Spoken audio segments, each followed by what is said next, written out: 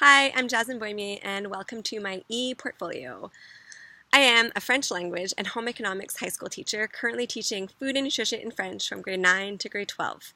This past school year, I also taught one block of a grade 10 family studies class. Apart from teaching, I passionately pursue extreme activities such as mountain biking, snowboarding, and kiteboarding.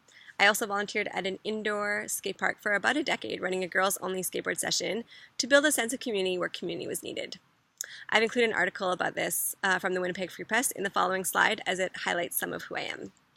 As for gifts, I feel that I have a gift for languages, which is why I chose to pursue French as a major in university, also knowing this would give me a better chance of getting hired as a teacher. However, after teaching French in an immersion school in Winnipeg for 5 years, I needed a change.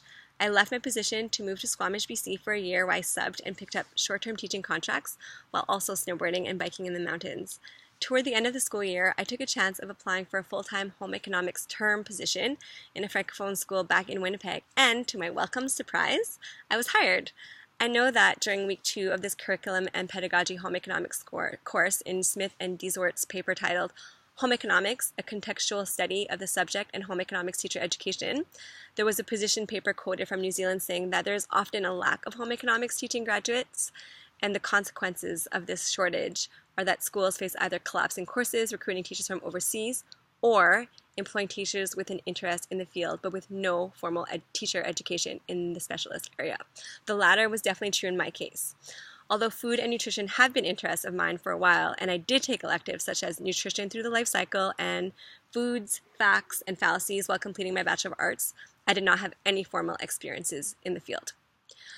In addition to teaching the food and nutrition classes, that contract also required me to teach grade 7 sewing classes, which meant that I myself needed to take sewing classes in the evenings just to be able to teach the basics to my students.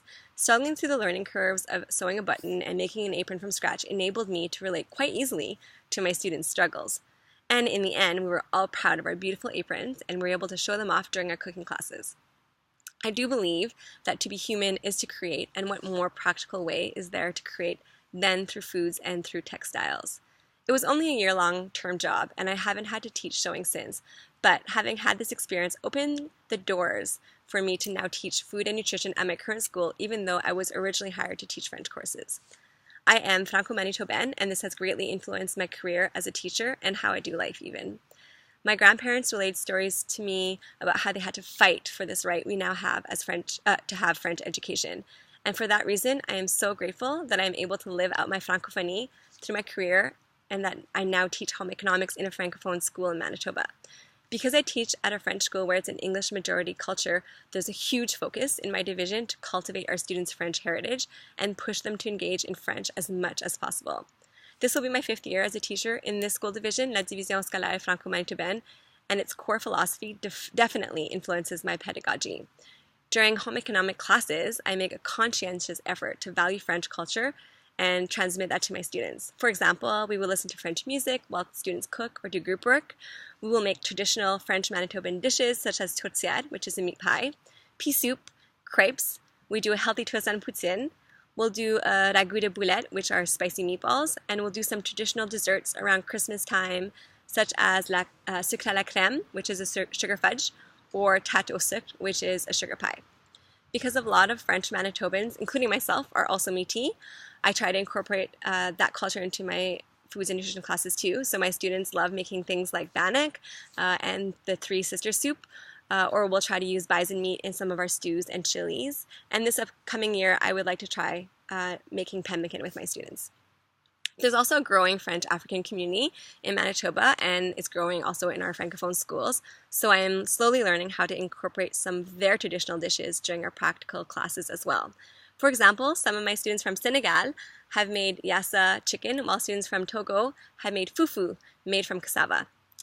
In Chapter 3 of Parson and Beauchamp's From Knowledge to Action, Shaping the Future of Curriculum Development in Alberta, it suggests that an important part of teaching is fostering of an appreciation for cultural diversity and different ways of knowing.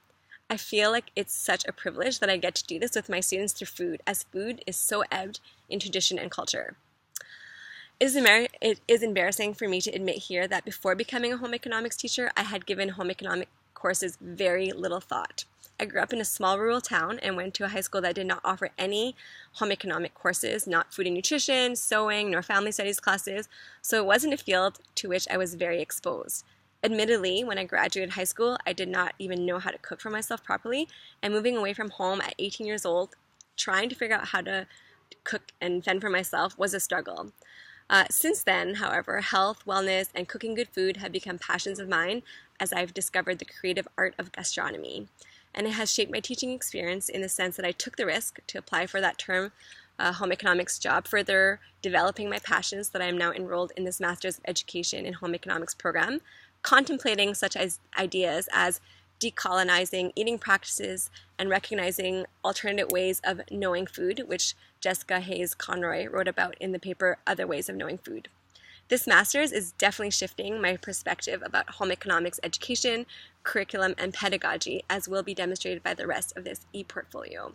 To sum it up, I have been enjoying the creative, dynamic, educational, and social aspects of teaching since the beginning of my career in 2008, and I feel that being a teacher is definitely my calling, but even more so now that I am a home economics in a French high school teacher, that I feel that I've truly found what I'm meant to be doing. I can't imagine a better career choice for me, even though I was originally hired on for lack of another qualified home ec teacher applying for the position.